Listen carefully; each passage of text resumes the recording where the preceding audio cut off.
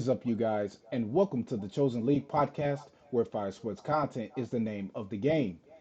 I'm your host, Devin. Make sure you guys like, comment, subscribe, hit that notification bell so you can be notified every time I upload an episode. Dillon Gabriel made his NFL debut as a starting quarterback for the Cleveland Browns. And it goes to show you, Dillon Gabriel, he played pretty solid, 19 of 33, 190 yards, two touchdowns, and two sacks. Before I go more in depth about, his performance and also his strengths and weaknesses, question for discussion. Did Dillon Gabriel do enough in his debut to prove the Browns right? No. I give his performance a C.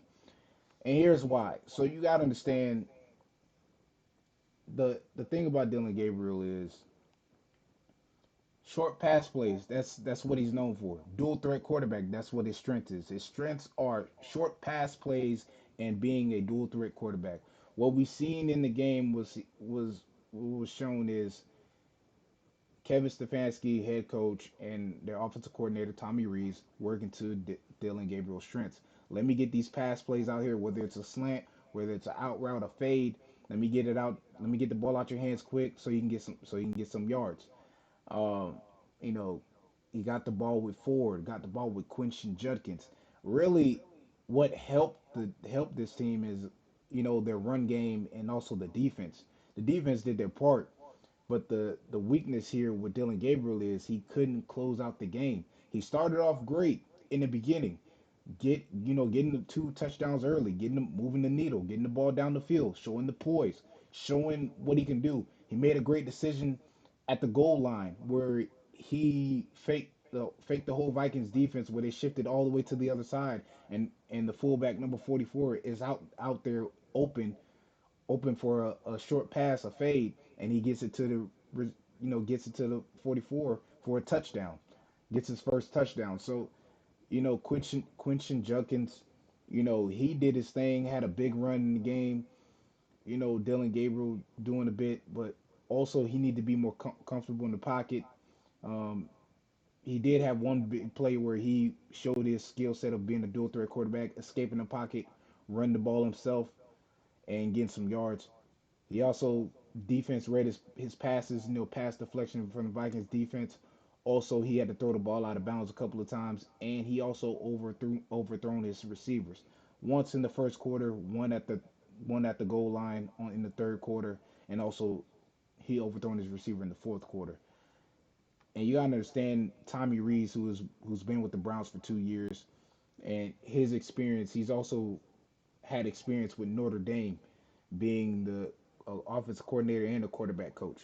So, for all I want to say 6 years.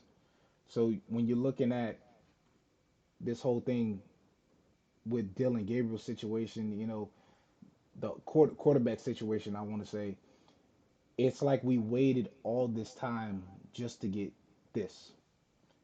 As Skip Bayless would call Joe Fluco, you had this veteran who played this whole time, and we already know what is expected of him. We understand his track record and history. He was in Indiana. He didn't last long there. Now you get him here. He played 4 games and then ended up, well, 3 games and then ended up, you know playing poorly, and then here's a quarterback change. Honestly, the time has come for Shador to really do his thing, and Dillon Gabriel is going to have an even tougher test. You thought the Vikings was a problem, Vikings who were, Vikings who were now top 10 in sacks this year. They were top 5 in sacks last year and 16th in yards in 2024. They're top 10 in sacks this year and 14th in turnovers. Plus, their best players, Byron Murphy Jr., a total of 5 tackles, 4 solos, Joshua Metellus, Ivan Pace Jr., Eric Wilson. So if you think Vikings defense was just a tune up, wait till Dillon Gabriel has to play the Pittsburgh Steelers next week. Darius Slay, Jalen Ramsey, TJ Watt. Wait till you have to go against those guys and a vet in Aaron Rodgers, who actually plays the time to his strengths. Time is always going to be on his side because he knows how to use that time to his advantage. But the thing is, Dillon Gabriel got his shot. Remember him talking in the interview when he was named QB1. People may say the keyword perfect timing because perfect time what he was what he said, and you're waiting a lifetime. People may say, "Oh, perfect time. He might have used this to this is my jab at Shador." Nah, but you know, I think Dillon Gabriel is more so of a game manager, not a game changer. He does just enough for the organization to say, "Okay, this is what we want. This is what we're going with, and we know you can do it." But he has to close the game out. It's not how you start; it's how you finish. And Shador was inactive for this game, so really, really, he should have been active on the roster because just in case if the situation would have went left with Dillon Gabriel, you would have had Shador, but they would have put in Joe Flacco to finish the game.